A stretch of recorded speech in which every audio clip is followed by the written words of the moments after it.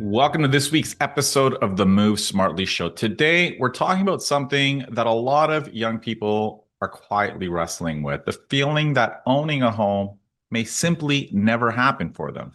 And we often frame housing affordability as a numbers problem, prices, supply, interest rates.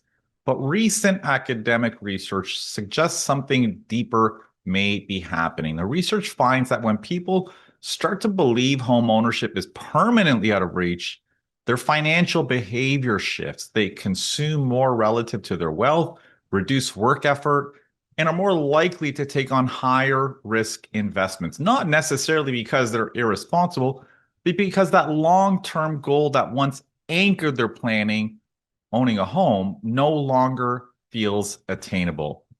To help unpack this, I'm joined by Dr. Preet Banerjee, a behavioral finance researcher, personal finance expert, Globe and Mail columnist, and the creator of YourMoneyDegree.com, an online financial education platform designed to help Canadians make smarter, more confident financial decisions. Preet has spent years studying how psychology shapes financial choices. And today we're going to explore what happens both individually and economically when people begin to feel shut out of one of the biggest milestones in adult life. And now on to today's show.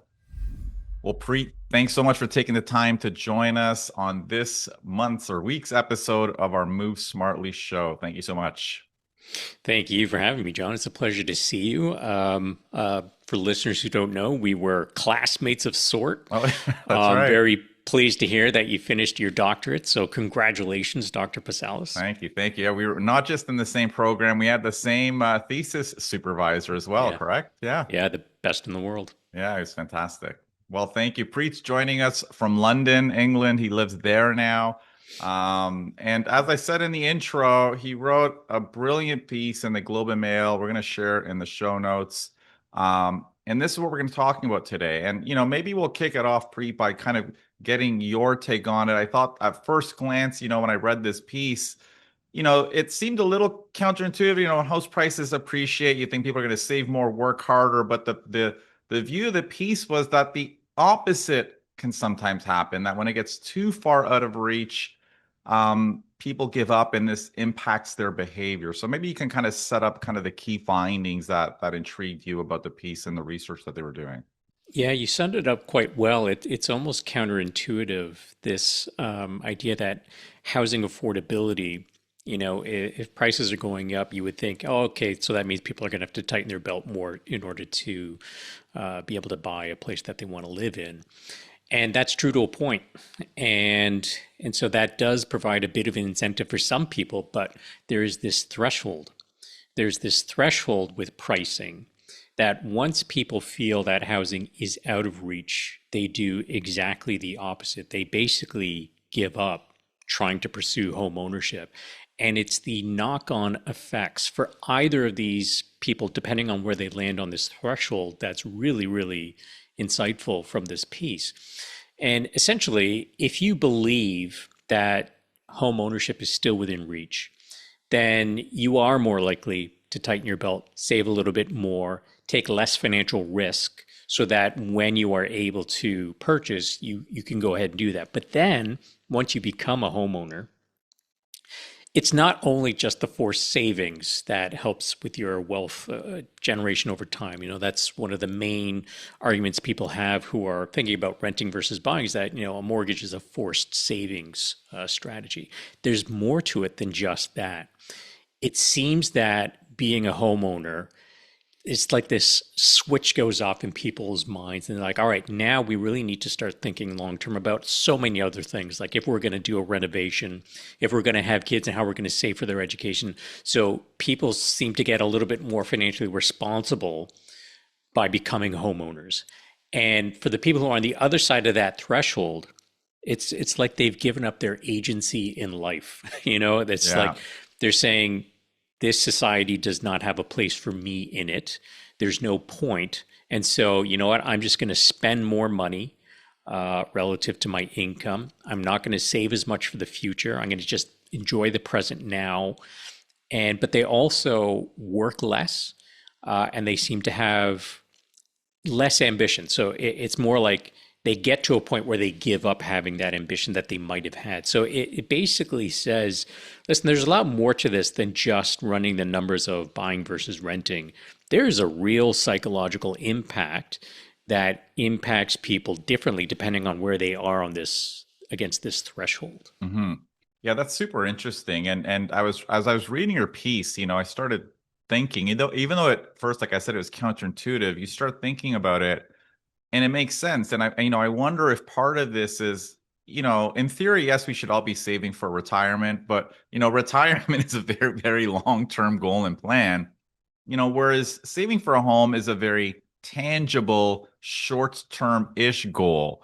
And like anyone has goals, you buckle down, you save, and as you said, I thought it was super interesting. Once you have it, well, then you're thinking about your next financial goal, which is the reno or the addition or all these other things. So you're constantly have these financial goals, and it seems like the disappearance of this goal is kind of what changes the reaction. Is that kind of right? Like this disappearance of the short term, very tangible goal that people can strive for, that they think will have a meaningful impact on their future. Yeah, I think there is something to that. It's sort of this idea of becoming planning focused is more palatable once you sort of make that first step towards planning. And in this case, the more medium or short term goal is getting into a home. And so you figure out, all right, well, how much do I need to save to accumulate a down payment? And you start researching all your options. And so you're kind of in this track heading towards home ownership. And that is a planning focused mentality because, as you know, there's a lot going on. It's a very big financial transaction for pretty much everyone. And that continues on because once you get into the house, then you have to make sure you can, keep up with the maintenance and pay your bills and whatnot. So it requires you to have all this financial discipline. And I think that planning mode never really stops at that point. Now you're thinking, okay, well, what's the next goal? Whereas if you never get to that goal or that first goal is now deemed unattainable, what do you do? And I think there is a divide. So of course the study looks at it in the aggregate. You see, well, people who don't get to that threshold or they're below that threshold, there's a tendency for them to give up. Of course, there's some people that will try and find alternative ways to build wealth. So there's people who believe in the, rent and invest the difference. But then there are more and more people who just give up altogether and they believe that there's no point in doing anything anymore. And in fact, what I thought was really interesting in the paper was the authors took a look in their in their literature review around the world to see, is this just a US phenomenon, a North American phenomenon? And no, it exists around the world in different flavors. So much so that there are actual names for these movements, these generations of people who feel disenfranchised with the society that they're in. So there's in China, it's referred to the Tang Ping movement, which translates, I believe, to lying flat. And it suggests that the response to the idea of working hard and trying to strive to get ahead is no longer worth it. So the response to that should be just to lie flat and basically substitute ambition with working as little as possible and consuming as little as possible. And it feels like that's just a zombie-like sort of philosophy or Yeah. state of being, Yeah. which is a real travesty. There's also a term for it in Korea, South Sampo? Korea, Sampo. Yeah. Sampo, that's right. Yeah. And it refers to a generation that has given up on three things: dating, marriage, and having kids. And so this I think is not localized to the Canadian market or the North American market. There are you see this around the world, which is why the authors were so interested in that. This is not just a one-off. This is actually quite systemic. Hmm. Yeah, that's super interesting. Um, Now, one thing I was wondering is, I wonder to what extent this is systemic in countries where home ownership is the expectation. Because there are some European countries in Germany and Switzerland and the Netherlands where you don't grow up thinking you're going to own a detached home in the suburbs, right? And culturally, there's nothing wrong with renting. In fact, most people's friends rent. Their peer group are all renters. So I do wonder to what extent culture has something to do with it. Because I think in maybe some of those other cultures, home ownership is a goal that many middle class families have. Whereas in some, like I said, European countries, it's not an attainable goal from when you're young. So you don't really have to, maybe you don't have that threshold. I don't know what you think about that, but Yeah, I mean, that's certainly something that I would want to look further into because I think Germany, I mean, the last time I looked, I think home ownership rates were closer to 50%, whereas yeah, in something. Canada, it's like 70 to 75% historically. And then by generation, it's kind of gone down. And I would imagine for them, if it's not as culturally ingrained, then there would be a different perspective on things. And I personally, I'm a renter. I've been a renter for a very long time. I was a renter in Toronto for the last 15 years. I was there, and I've been a renter in London for a while. And for me, it's more about sort of the softer side of the analysis in terms of, being a renter makes me feel a little bit more flexible in, for example, taking the opportunity to move to a different country. I don't know if it would have been as easy if I had more established roots in Toronto by being an owner. So I think it was a little bit easier to do that. I like the flexibility, and don't like being responsible for the maintenance. I just like having someone I can say, "Hey, this is wrong, broken, fix it," etc.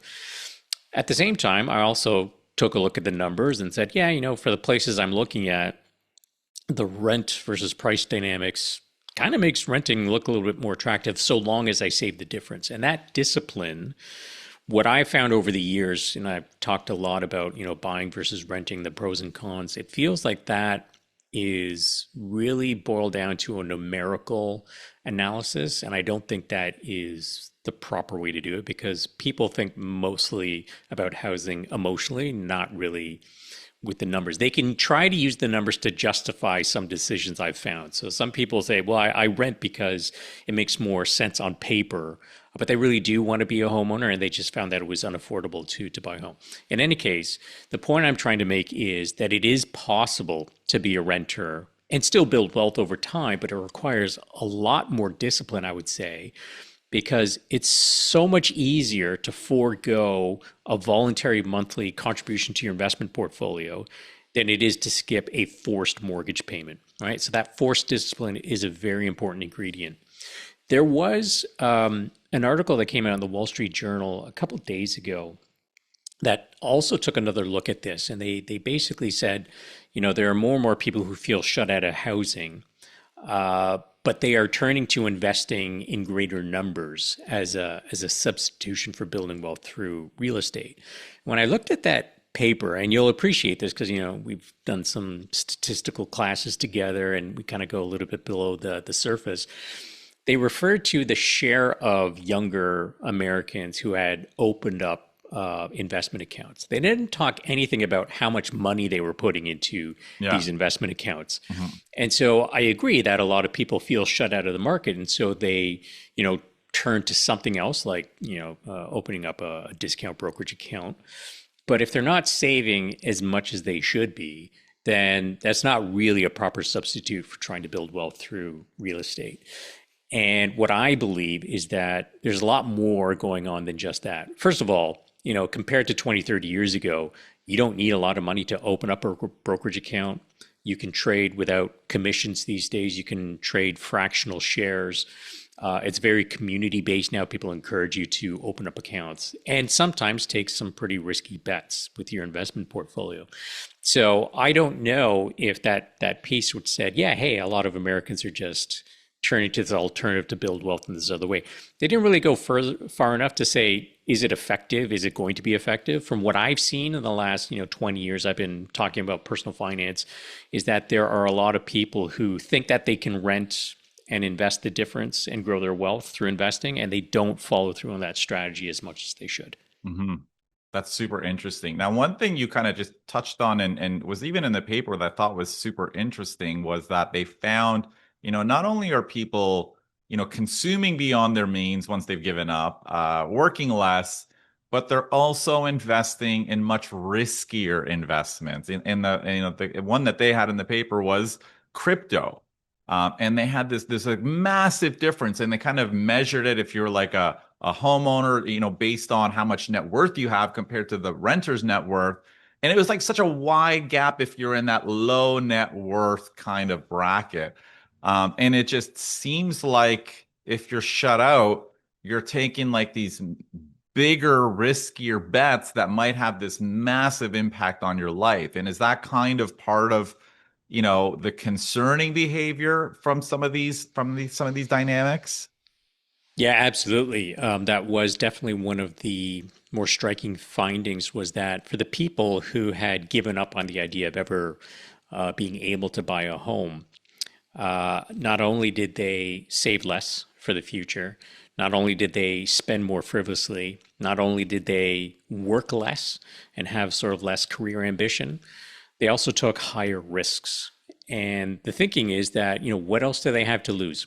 And the authors described this phenomenon as gambling for redemption. And they thought, my only way to get ahead is to take a flyer. And unfortunately, it's taken to its extreme. It's like playing the lottery. The odds of winning the lottery are very low. Yeah. It would change your life if it did happen. And they're kind of using that same philosophy with higher volatile investments, including crypto, sports betting. And these are all endeavors where the house always wins. You're basically gambling, and you're trying to gamble to the point where you can get back to a point where maybe you can, get that home or amass some kind of wealth, so you feel like you are a part of that society that you saw your parents sort of grow up in and what you've read about in history books. So I thought that was a very striking finding as well. Truly, you're seeing an entire generation or two becoming disenfranchised. Yeah. Yeah, that's terrible. Now, one thing that I read in the paper that kind of got me thinking, I think they cited a survey that reported that 46% of Gen Z respondents agreed with this statement that no matter how hard I work, I'll never be able to afford a home I really love, right? And this isn't their survey, they just cited another paper, which made me wonder how much of this kind of giving up that we're seeing or hearing is not so much about owning a home, but it's more about owning a home I really love. And what I mean by that is, there have been a ton of obviously research and papers talking about how uh, apps, social media, like behavior on these types of platforms have completely changed people, both attention spans, how we learn.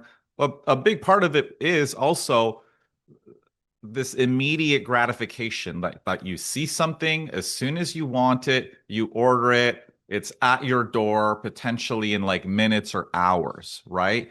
Yeah. And there isn't, we expect whatever we want immediately. And I wonder to what extent this is part of that, this idea that I don't want the dumpy home that I have to settle into for 10 years in order to get the dream one. I kind of want the dream one now. And I wonder to what extent you think this potentially change in behavior might be impacting these dynamics.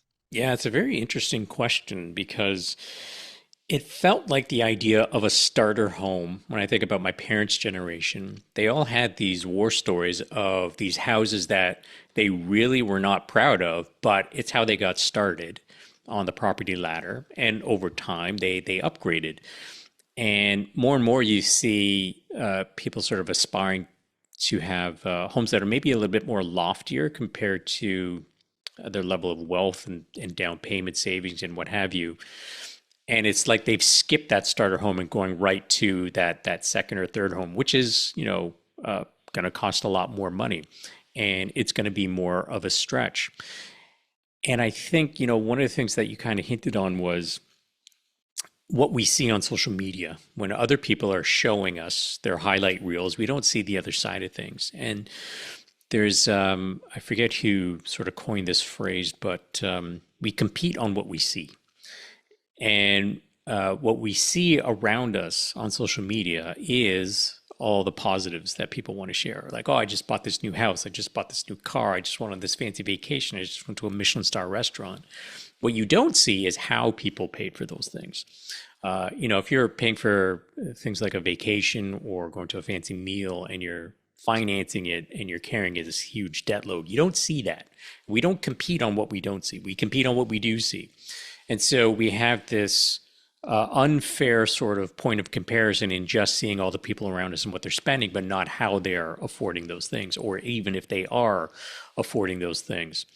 There was a study. It was actually, I think the data was a town in Alberta, Canada. What they found in this study was if you won the lottery, or if your neighbor won the lottery, everyone else in the neighborhood was more likely to go bankrupt.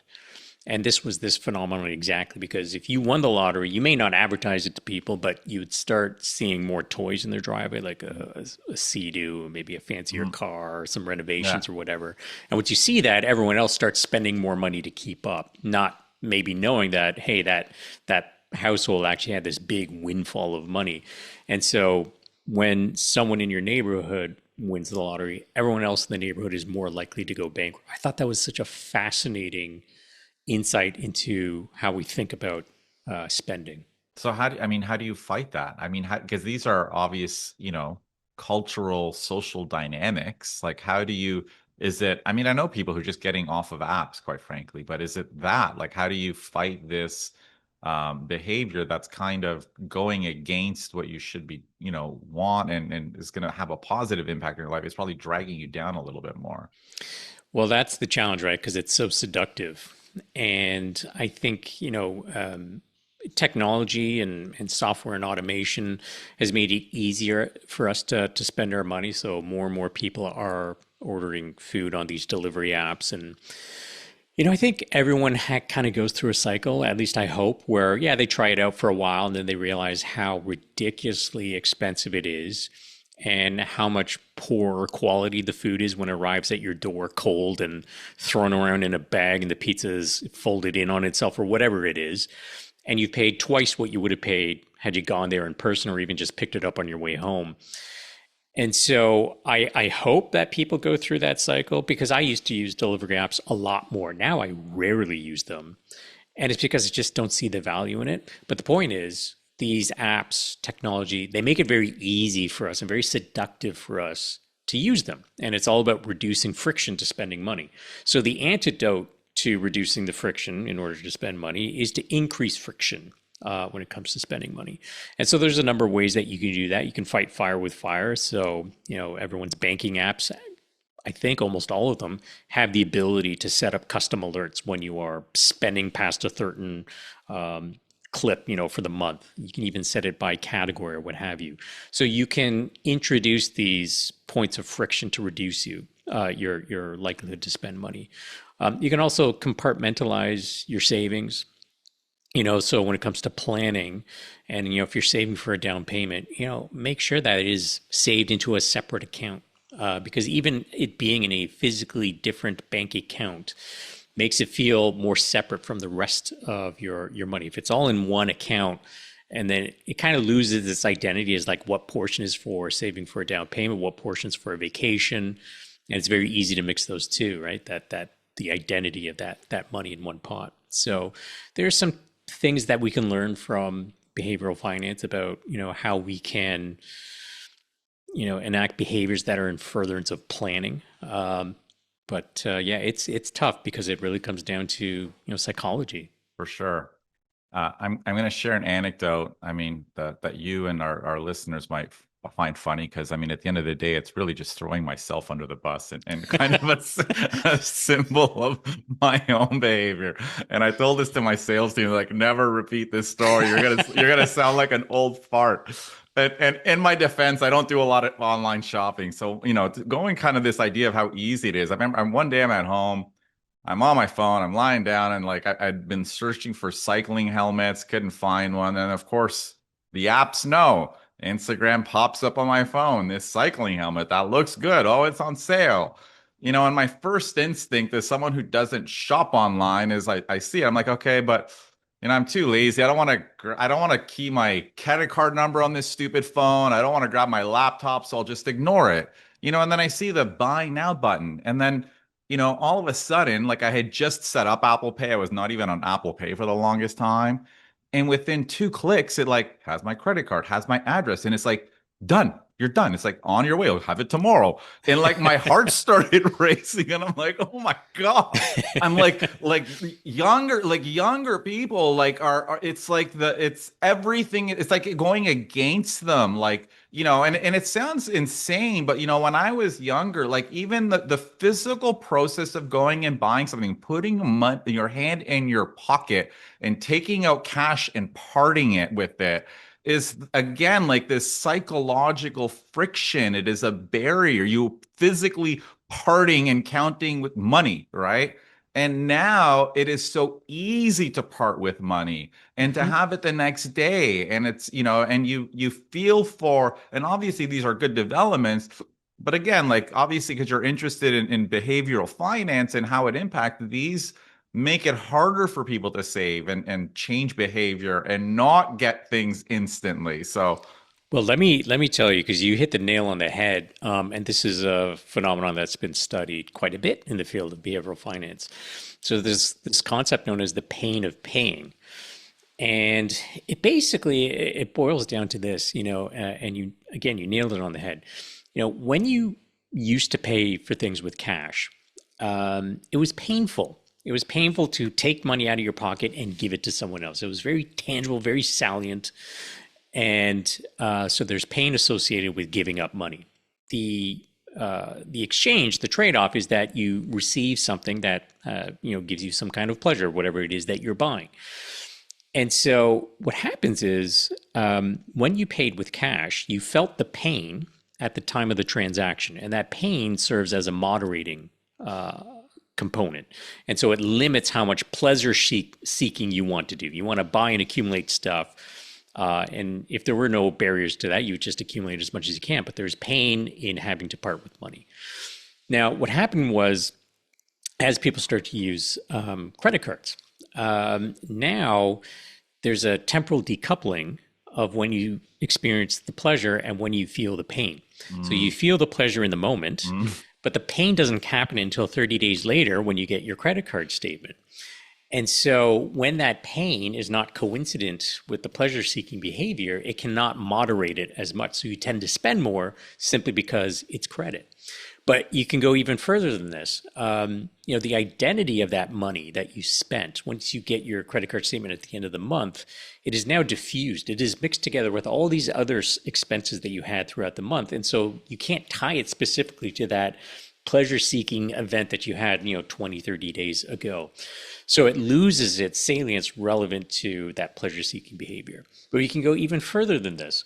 So, once you, switch to plastic and paying with cards, it used to be that you would give over your card and you had that big machine, the chunk, chunk, yeah.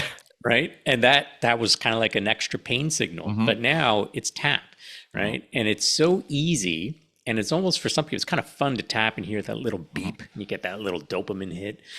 And that's almost like a little bit of a reward at the time when you should be experiencing the pain associated with paying. And now with Apple Pay, there's another study that I looked at, and this was 6 or 7 years ago. I looked at, how often did people reach for their wallet or purse on a given day, and it was like 5 or 6 times a day, but they reach for their phone like, I think it was an average like 110 times a day. And it's probably a lot more than that now. And so that motion of reaching for that payment mode was quite a bit different. And so that behavior, reaching for your phone, is second nature. You don't even notice it. There's no friction to it whatsoever. So if you tap to pay with your phone, which is linked to your credit card, there's even less friction. And so this is an example of how reducing friction makes it so easy to spend money more frivolously, and how introducing some pain and friction is one of the antidotes. And so, if you could, you'd go back to spending cash, but practically it's just not, No, you yeah. can't do that anymore in course, North yeah. America. In Canada, less so. In the US, still a little bit more, because for some reason their payment modes and technology is a little bit behind Canada. So there's still more cash transactions, I find, in the US than in Canada. But in Canada and in the UK where I live, I've lived here 3 years. I think I've touched cash literally twice here in 3 years. Yeah, even here, very few businesses even take cash still. I mean, you go to so many places and it's just not even an option. Or they'll take cash, but they don't have change for you. So, Right. which isn't very helpful. Uh, One thing, kind of going back to this study, maybe we'll wrap up on this study before I kind of finish off with some questions. One thing that they had talked about, um, sort of their kind of solution or potential solution to this is, having some kind of targeted subsidy to help those people who are right on the cusp of buying to kind of nudge them up a little bit. And I was kind of curious to hear your kind of thoughts on that. Yeah, so there was some sort of policy recommendations that came out of the paper, and they were looking at it from the perspective of, listen, affordability obviously is a big societal issue, and they were sort of bolstering the case for why targeted subsidies actually make more sense than might otherwise seem the case. So they can be very divisive because a lot of policies that are aimed at buyers at the margin of affordability, basically means that you are helping some people and making it harder for everyone else who doesn't qualify for that targeted policy. And so you're making a choice as to, where that line is. And so a lot of people have issues with that. And everyone kind of wants this market-based solution where, well, it should be just more affordable. The reality is that's not going to happen overnight. And so is there a rationale for providing subsidies for people who are right at the edge? And so what they're saying is, well, based on what we've seen from this study, that if people are at the risk of feeling like they're no longer, quote unquote, in the game, if housing is no longer going to be something that they'll ever be able to aspire to, then they give up economically. There is a bigger cost to that. And therefore, that should justify providing more measures to get even those people at the margin a better shot at affordability, because they'll work harder, save more, be more productive in their careers, and so on and so forth, take less risks. So that, I thought, was one of the policy recommendation takeaways from the paper that I'm sure policymakers will be very eager to sort of use to bolster their rationale for whatever measures they come up with. Yeah, absolutely. So maybe we'll close up our chat with kind of your thoughts on, what is your advice to kind of this generation, the people who may start feeling shut out of housing. What is, the right approach? How should they be behaving? How should they be potentially thinking about this differently to perhaps not feel like the only solution is to just to spend more, buy more Mm. crypto, and work less? Yeah, everything moves in cycles. Stock market, real estate market, interest rates, labor market, everything moves in cycles. And what I would say is if you are feeling like home ownership is so far out of reach right now, I mean, we've even seen in the last couple of years, things are changing in terms of pricing. And there may be a time where it becomes a lot more attractive. You want to be in a position that if that opportunity comes to you, that you are able to take advantage of it. So if maybe you've decided, in the city that you are right now, home ownership really isn't attainable, you still want to do things to build wealth, to give you the flexibility that maybe one day, if the opportunity arises, you could become a homeowner if you wanted to. But you also have the flexibility to remain a renter and invest the difference into the stock market if you've shown that you can, in fact, build wealth that way too. So for me, again, I say this as a renter, I am not emotional about being a renter versus a homeowner. I sort of look at it as, what do I want and what's from a financial numbers perspective, what makes sense. And I'm not opposed to the idea of becoming a homeowner in the future. If I find that, yeah, I want to put down roots. And you know what? The housing prices have come down for whatever reason. I've got this money set aside that I could put towards a down payment if I want to. Then I would be, happy to become a homeowner. And if it is the case that renting still sort of makes sense for me and, my flexibility needs, then I'm happy to do that too. But no matter what path I end up going down, I still have my financial agency to save for the future and to build wealth and make good decisions. So I would say keep yourself in a position where you are making forward progress. And maybe right now you think, yeah, there's no way I'll ever become a homeowner. That might change. You never know how fast things can turn and where all of a sudden, you know what? You could find yourself in a position where homeownership is attainable. Maybe it's moving cities, you get a job offer somewhere else, or maybe it's in the city that you're in because of, I don't know, uh, labor market shock and Hmm. people are unable to pay their mortgages. And so there's a flood of homes up for sale. You never know. Yeah. So keep your options open, keep pushing forward, make forward progress. Yeah, that's great. A great advice. And I think, listen, I think you in many ways are a very good example. I mean, you said you were a renter in Toronto, you're a renter in London. And I think it's important for younger people to understand that, owning a home is not the only path to happiness and a better life and all of these things. And I think this is, again, I think a cultural barrier we have in North America. I think we've kind of grown up and this is what you do. You buy a home and there are obviously other options, and I think hopefully people kind of take your advice and start looking at renting potentially as a long-term lifestyle choice rather than kind of second best and feeling shut out. Yeah, yeah, I agree. I think that's a great way to sum it up, John.